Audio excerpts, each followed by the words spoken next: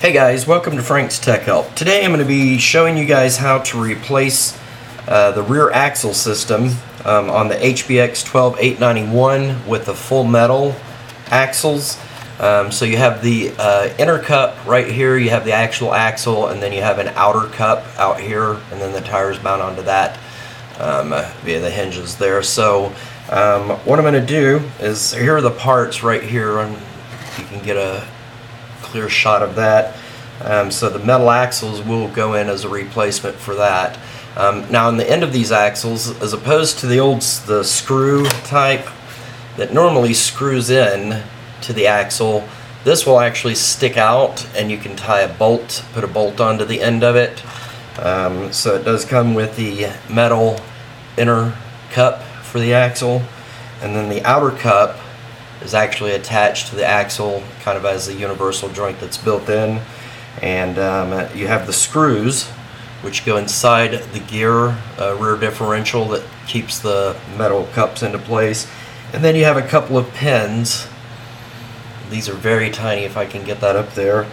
And what that does is, once you get these mounted on, when you go to mount the tires back on, you put these little pins inside of here like that, and then right there, and then that helps keep the tire locked into place when you put that bolt on. So without further ado, let's go ahead and break this puppy down and get on top of it.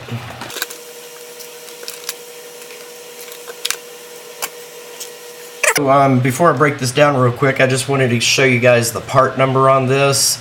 This is made by RedCat, and it's the 12711C.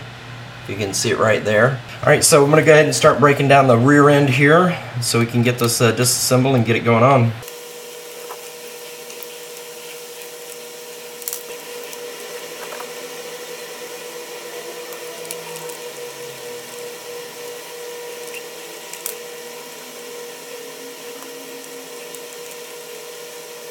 Alright, so I've got the full shock assembly or disassembled here in the back side, so I'm going to go ahead and set this aside. And as you can see, the back end is now pretty much completely disassembled. We'll get these old axles right here, set these off to the side. And you can save those for future use just in case anything ever goes wrong here. Alright, so the next step is that we have to remove the motor housing. All of this has to come off. We have to remove the motor housing, the motor, the base bracket. So let me go ahead and jump in and get all of this taken apart.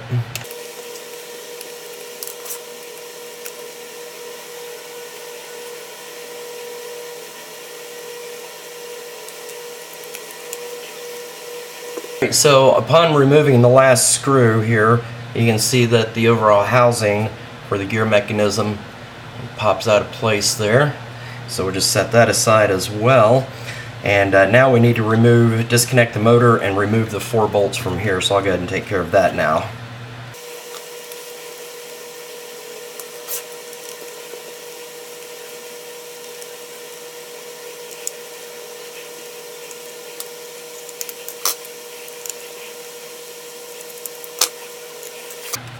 Okay, so as you can see now, I've removed the 4 screws right here around the motor mount, which is holding this assembly in place. So you can just go ahead and lift the motor up and out at that point and just keep it set it aside like so. Now in order to continue removing this rear housing, you have 2 bolts on either side right here. And then in addition to that, you have 2 bolts that sit inside under the motor, and then that will allow this overall housing to be removed. So I'll go ahead and do that.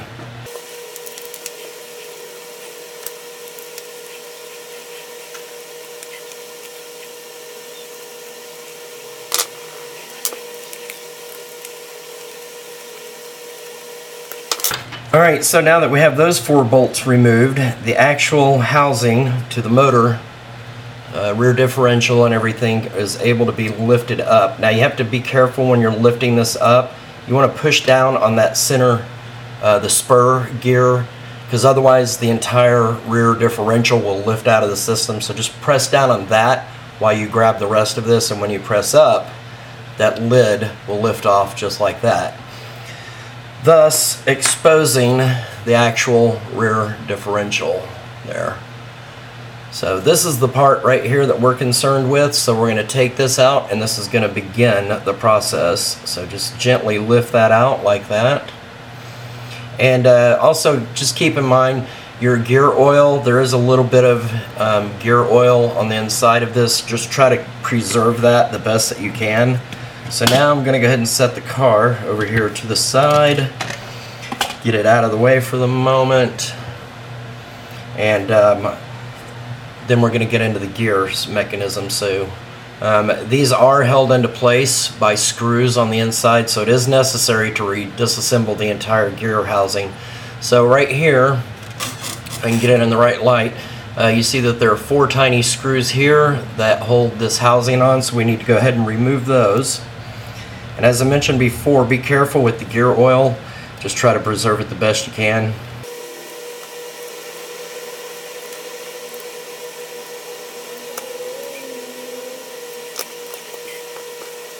Okay, now that I have the 4 screws out of the rear differential itself, you can go ahead and slide this apart, and then you'll be able to see the inner workings of it right there. And once again, just try to preserve, not to touch, and try to preserve any of the goo that's on the inside of there. Now this little, the internal of the differential, these little gears, this will come off, and you can, if you just put it in there on the other side and kind of lift off on this side, it'll separate it from this side. So you can go ahead and do it like that. Either way, but you're gonna have to put this on one side and then the other. So right now on this side, I'm gonna set this one aside here.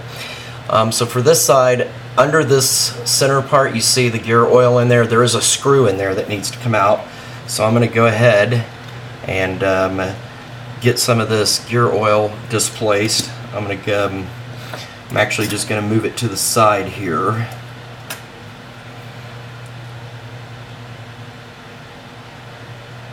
Stick it on the side for temporary storage so I can preserve as much as possible. So then with the little Phillips head screwdriver directly in the middle of this, there's going to be a screw. You want to loosen that.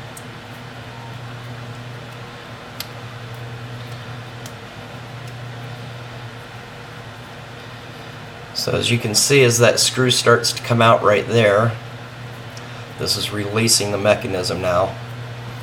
So we're going to go ahead and take this screw, set it aside right there.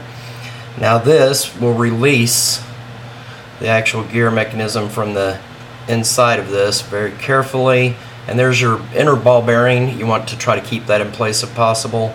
And this is attached to this up here, as you can see how it's moving it right there. So very gently and as clean as possible, just keep your finger in place there when you go to put the new one in. So slide the old one out.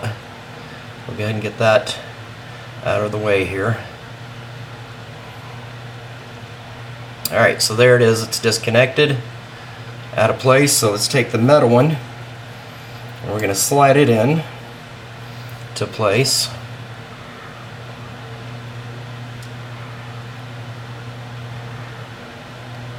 And it's kind of difficult. You have to just get your alignment just right on that as far as that goes. So I'll give you a little look at that. So then it's going to do the same thing. So you just want to push down as hard as you can to get that locked into place. So there you have, the metal gear is now in place, and we're going to go ahead and put our screw back in.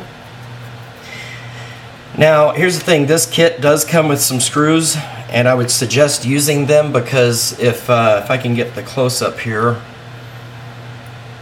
I don't know if you can see, this is the original plastic housing, and this is the original screw that went into that housing. The new screw is about twice the size, so I would highly suggest leaving the old screw along with this, and I'm going to set this aside for spare parts for my duplicate vehicle here. So we'll go ahead and take the screw, put it in the center, and get it started up here very gently with the screwdriver. And you may want to reverse thread until you hear it kind of click into that, and then you can start tightening it down there. So go ahead and get that locked into place.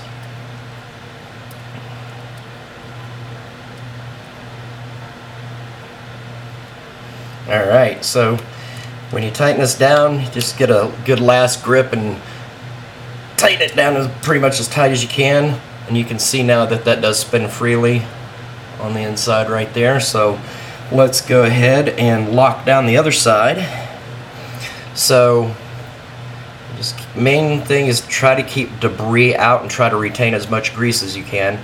So I'm going to switch this back over right here and try to pull that gear out, push it so that it pops out onto the other side. It's not wanting to come out easily, so let's see. There.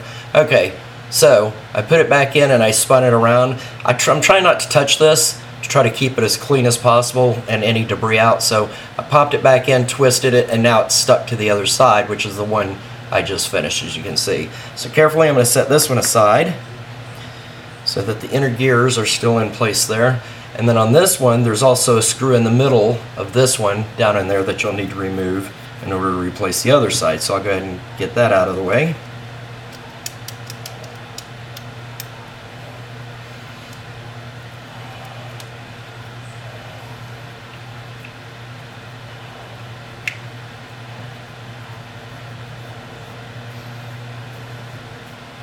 Alright, so there we have the screw from the other side. And this also has a cog, a gear on the inside of it. So this one should slide a lot easier like that. So there it comes out. So we're going to take the new one and slide it in here.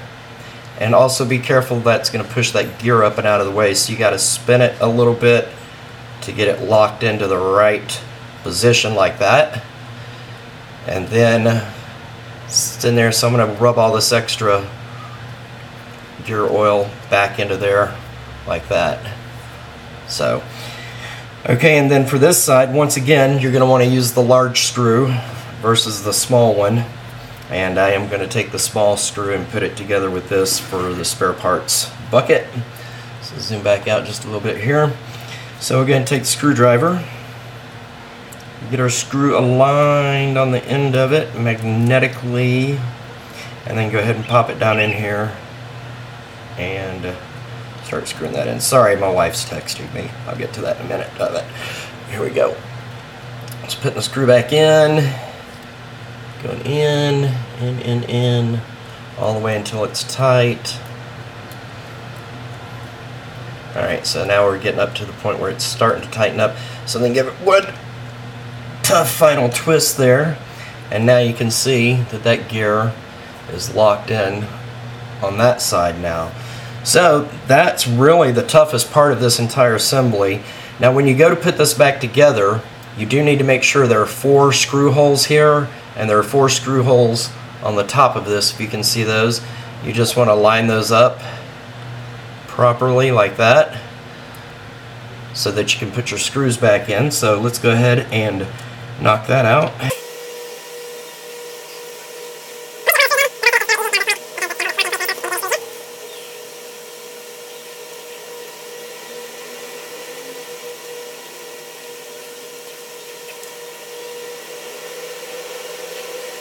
Alright, so the next thing I want to do, I did put the 4 screws in, but I do want to torque these just to make it an even. So I'm going to skip, go from one side to the other side, tighten that down, and then from the top to the bottom, just to make sure it has even torque all the way around that mechanism. So there you have it. It's the new gear mechanism. Everything is in place for it. So then from there, we're going to come back, put this back into place here. Drop it back in there very carefully. And zoom back out a little bit so you can get a better view. So drop the back down into the housing and make sure that it spins properly. So now for this part, it's just the reverse of what we did to get in it, and then I'll go over the axles and then the outer hub assembly. So we're going to go ahead and get the top back on it here.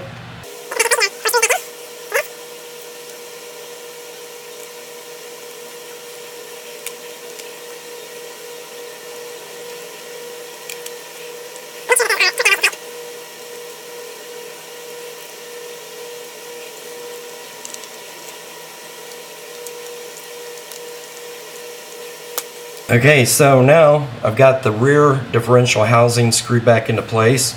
we're going to go ahead and drop the motor back in and get it back into place.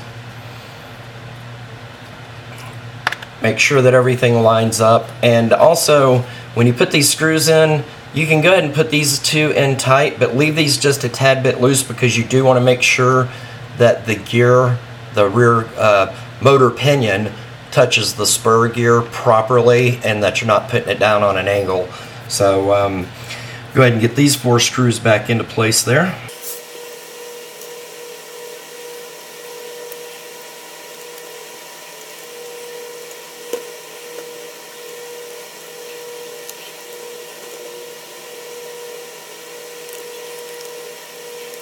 Okay, now as I mentioned, I've left these 2 loose just a little bit, and I just want to make sure that the rear gear is locked into place and it's spinning properly against the pinion, the gear pinion against the spur gear right there. And once it is, go ahead and lock these last 2 bolts down nice and tight. Now we need to put the pinion and the spur gear cover back on. So I'll go ahead and drop this back into place there. Get it lined up. And do note that these are the long screws. The rear pinion and spur gear cover have the long screws that go into the 2 side points. So those are the 2 longest screws. Most of the other screws are about the same on this vehicle, but this is an extra long one. Yeah, so it takes a minute to get it screwed back into place there. And once again, I'm not going to go all the way. I'm going to go just to the point where it's almost tight. That way I can align the rest of it in place.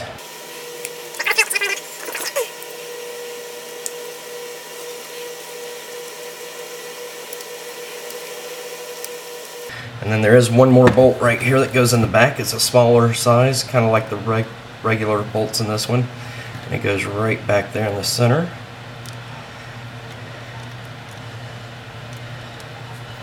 Right there.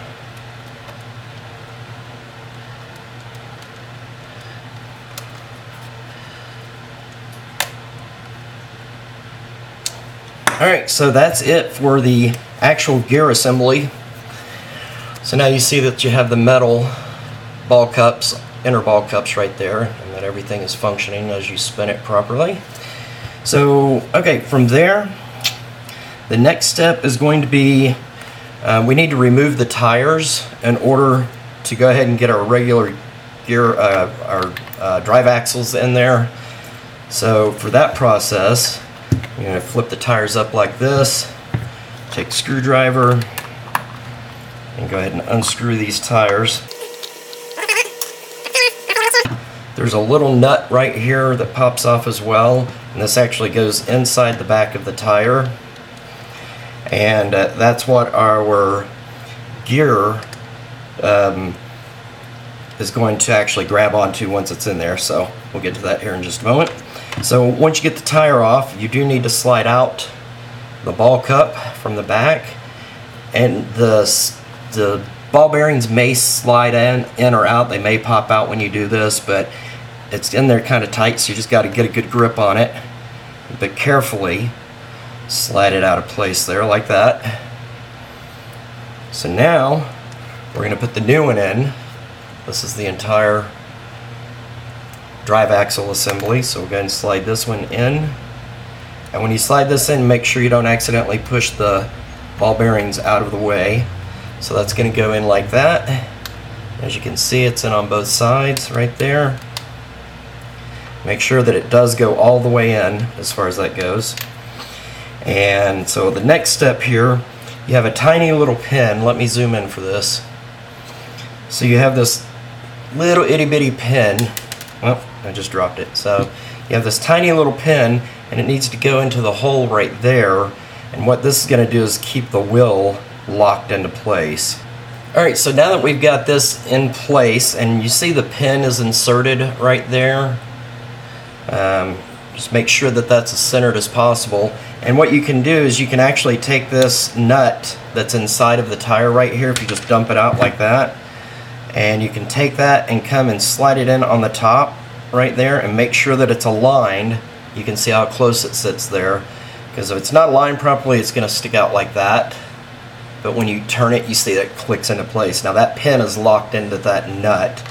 So next we want to put the tire on along with the bolt, but before I do that, I'm going to put some thread lock on to the bolt just to give it some extra grip to make sure that it doesn't fall off quite so easily. So just stretch this out a little bit like that, and then put it on the end here and start wrapping it around. You're going to go in a clockwise direction for that, and you can just kind of spin it there on the end. So now there we have the thread lock in place. So I'm going to go ahead and slide the tire over, and it's going to lock into this bolt right here. So you can slide this on. Now the tire is locked, and you can verify that by how far the bolt sticks out. If it doesn't stick out that far, then it's not in position properly. So from there, you take this does have kind of a thread lock built into it, this little bolt that they provide with it. But in addition, with the thread lock that I put on there, it should give it a lot of extra stability. So go ahead and start tightening the screw on right there. What you want to do essentially, zoom back out here, is you want to grab the end of this right here, where this is, and try to hold it as tight as you can in your hand so it doesn't spin. Then come back out on the outside with some pliers or whatever you have and tighten that bolt down a little bit more to make sure that the tire is locked on there nice and good. So that's the key element there. So okay, so from there, we'll go ahead and jump through. I'm going to go ahead and jump through and do the other side real quick, and then I'll get right back with you on reassembling everything. Okay, so now I've got both of the tires locked in with the new axles, as you can see. Get you a little close-up view there. You can see the axles with the bolts on the outside there. So now we just need to reassemble the rear shock system, and then when you put these back together, the tires are going to go directly back into the inner cup joint like that, as you can see. So I'll go ahead and get this reassembled here, and we'll get the shock system back in place.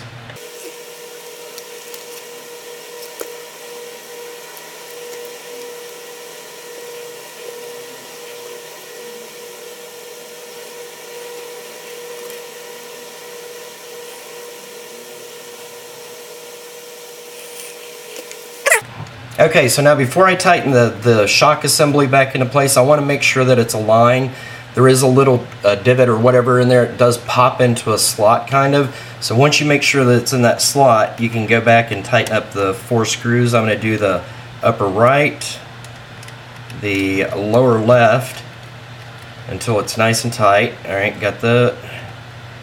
Go ahead and finish tightening that one up. Then I'm going to go to the lower right, and then I'll go to the upper left, and what this does is give it a nice even torque on the back of that unit, kind of like putting on a car tire, so to speak. So there we have the rear gear shock system back into place there. So now from here, our next step is I'm going to pull the shocks up out of the way right here like so, and then we got to get the axle in to its little spot there, and then we need to bring the support bar, the upper control bar, back into place, and then insert the long screw into the back of this right there. So get that screw into place, and then get the other axle in, lined up, take the control arm into place, and then I'm going to put that screw in as well.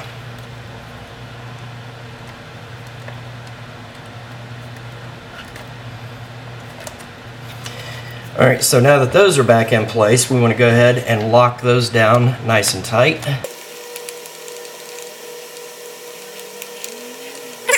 Last but certainly not least, we need to put the shocks back on. So just go ahead and bring the shock down around like this and get it lined up with the back tire. And by default from the factory, there are 4 slots here. It's usually in the first slot. If you go to this slot, it's going to jack the tires up higher, and it's going to put a lot more strain on the axle. So I would go with the factory, whatever suggested, the first pin right there, like that, and then go ahead and lock this down.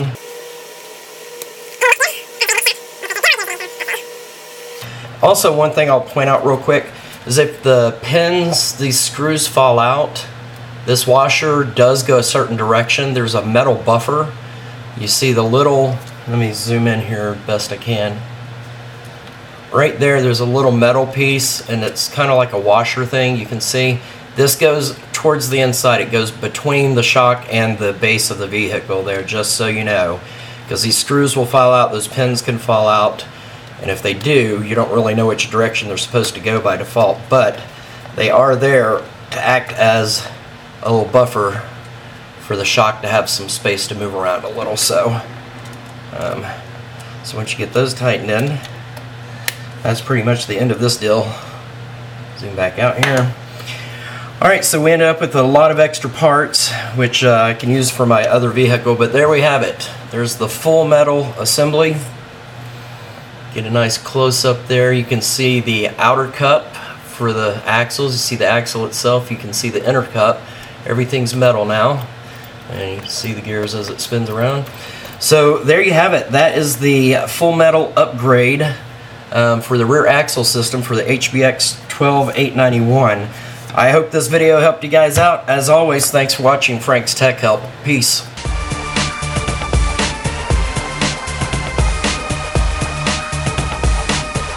Yo, check it. God gave skills to a brother named Nish, making